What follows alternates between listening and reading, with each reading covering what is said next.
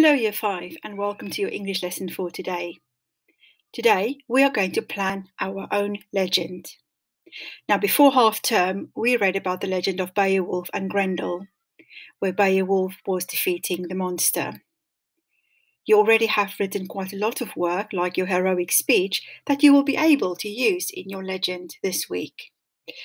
By Friday you would have written a complete new legend that you will publish as in your neatest handwriting. Today you're going to need pencil and paper or a pen. You would need a brain that's very awake and then all the knowledge you have gained about legends last half term. If you haven't got your pencil and paper, please pause the video and get what you need. Let's continue. So this morning for our to wake up our brains, we are going to do our spelling words. Now, you will have to use a thesaurus or a dictionary, or you can use the internet to find out what the meaning of impatient is. You're going to write down the meaning, and then you're going to use an example. You're going to use the word in a sentence to make the meaning clear. And your second word here is impolite, and you're going to do the same. And don't forget about these two questions here at the bottom. What does the prefix im mean? And can you find other words with the same prefix? Pause the video now and write down this work. This work you will post on J2Launch at the end of the lesson. Let's continue. So a legend is a type of traditional tale. Now remember, it often includes elements of truth. It could be based on historical facts, and it has some mythical qualities to it. They tell us about the way people lived and what they believed. Now in our version, we learned about Beowulf in the Saxon times. And that will become very helpful when you describe your setting and the type of characters you will describe later on. Now let's have a little think. What are the features of legends? So legends are about real people, a place or a thing, but it could be a bit of fiction made up. Legends are often exaggerated, so they describe the characters are extremely brave, or the monsters or the evil characters are very, very bad. And we're going to use fantastic adjectives to describe how bad and how good they are. And remember, that's our expanded noun phrases or our noun phrases we've practiced earlier on. It might tell us about their beliefs. Legends are often about a hero who's had an important accomplishment or a feat. They are told in chronological order. Legends have themes of good and evil, magic, rich and poor, and sometimes it might include a journey. Legends focus on the character's impressive actions, and the bad character or the monster receives what they deserve, punishment. Now this punishment could be death, it could be banishment to another area, or it could just be simply defeat. What's your ending going to be like? Here are some images to make you a little bit more curious about what you could add to your legend.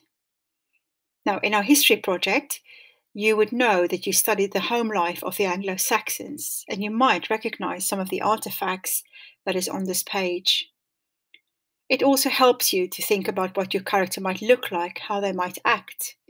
And if you include a journey, could it be by boat? Have a little think. So what you would need to draw now is a grid like this. You will only need to have your opening line and your writing area here. You'll find out in a moment what we're going to put in this area here where it says what will you include. This is just to guide you, to give you some prompts of what you need to write. So the first thing we're going to think about is our opening. Now I'm going to refer in this bit of text to what Beowulf or the text from Beowulf. So I might use words and phrases from Beowulf, I might use sentences from Beowulf, but of course you are going to plan your own legend, so you will add in your own writing. So the opening line needs to be a friendly tone like a storyteller. You're going to start off with a language that we've practiced last half term. And one of the sentences I've tried to use here is, "Hear and listen well, my weary warriors." And here we include some alliteration and a word with a hyphen in. And I wonder if you can remember what we call these words. I hope you can remember that. In the opening paragraph, we're going to set the scene, because we're going to describe the setting at first, and then we're going to introduce our good character. Now, the opening paragraph will tell us when it took place, so long, long ago. It tells us the name of the country or the place. And you can describe a little bit and say it was a wild place. So it tells us it wasn't tame, it wasn't a quiet little town, it was wild. The adjective gruesome monsters roamed the misty moors. Again, alliteration, and it tells us what to expect in our story, what the landscape might look like.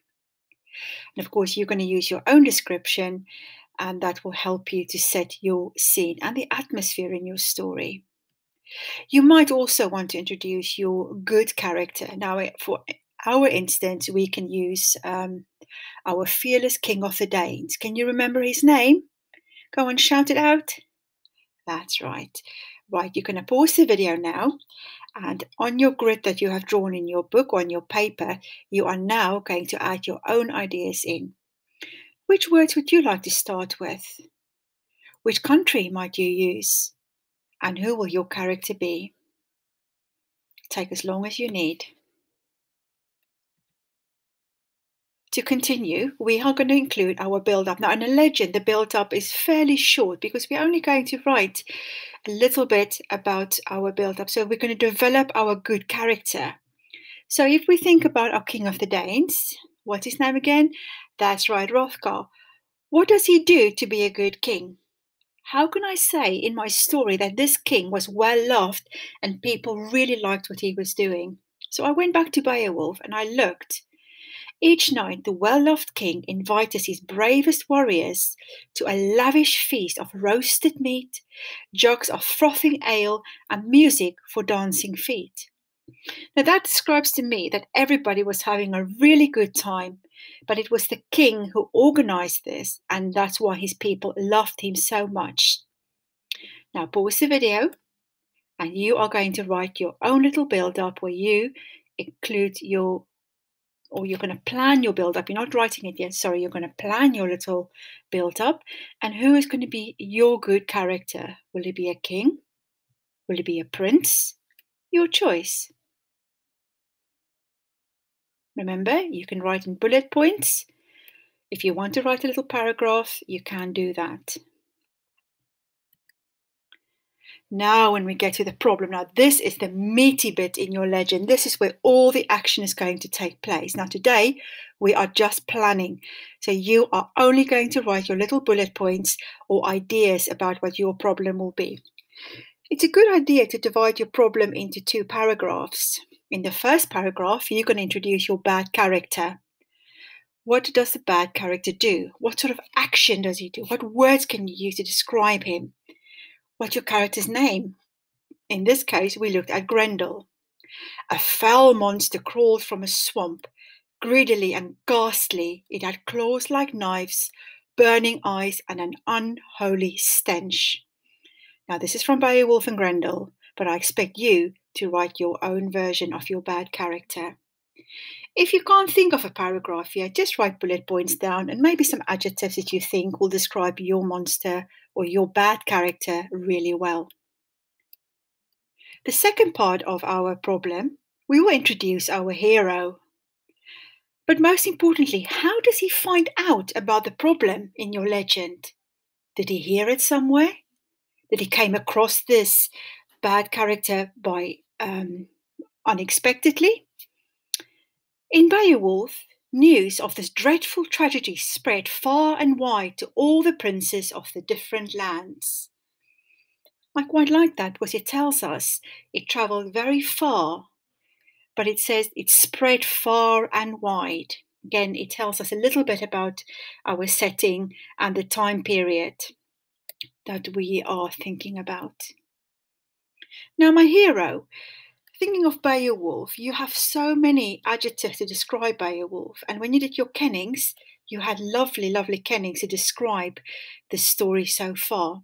But only one of them, the greatest and bravest, Beowulf, obviously you're going to have your own character's name, decided this night beast must be stopped. Now, night beast, again, is a kenning here for the monster Grendel. Now pause the video and think about how are you going to divide your problem in your 2 paragraphs. Now we're getting to our resolution. How does the hero stop the bad character? We're going to talk about his actions. How did he actually defeat this character? But is there a secret way? Did he have a special power? Did he have something very special that made the character sway to him? Can you drop clues to this throughout the story? Could you start off in the beginning of your story with mentioning little things that your hero could be doing? Be very interesting to see. So I've taken this from Beowulf. Without a weapon, Beowulf pounced, grasping the monster's arm. Grendel writhed and thrashed, but Beowulf would not let go. He knew the monster would bleed to death. Grendel was defeated. So this tells us here how the monster actually came to his death. You know the story, you've read it, but Grendel was defeated. Pause the video and think about what is your hero going to do to stop your bad character. Does he have secret powers or a special way? Get writing now. Now finally, we are thinking about our ending, and it's quite okay if you're not quite sure how your story will end. Throughout the week, you'll get a clearer idea of how you really want your story to end. But think about how your setting will be different now that the bad character has been defeated. But most importantly, what happens to your hero? You could also mention what happens to your good character, like your king. Did the king reward the hero? Did he become somebody famous? Let's have a look at what I wrote down. By the next morning, the news of the great fight at Heriot had spread throughout the land. The tyrant was truly dead, and their grief finally at an end. Now, their grief finally at an end refers to the people of the land. What happened to the hero? Beowulf, the greatest warrior of time, continued to bravely defend the kingdom. Now, I've made that little bit up because you can have your own little meaning, your own ending for your hero. What's going to become of him? I think the king might definitely reward him, or your good character might reward your fantastic hero. Now pause the video and please make some notes about how you would like your story, your legend to end. Remember, you can magpie some of the ideas here to use as your own, but truly write your own words. Don't just copy it word for word, put it into your own words. Right, so what do I want to see expected? What would I expect to see uploaded today? Your spelling words and then your boxing up plan. Now, we have done our boxing up plans in steps, but you will have one sheet with all your boxing ups together. And that's what you're going to use for the rest of the week and your English lessons to help you to write your legend. I'm really looking forward to see your work on J2 Launch. Thank you for paying such lovely attention. Goodbye.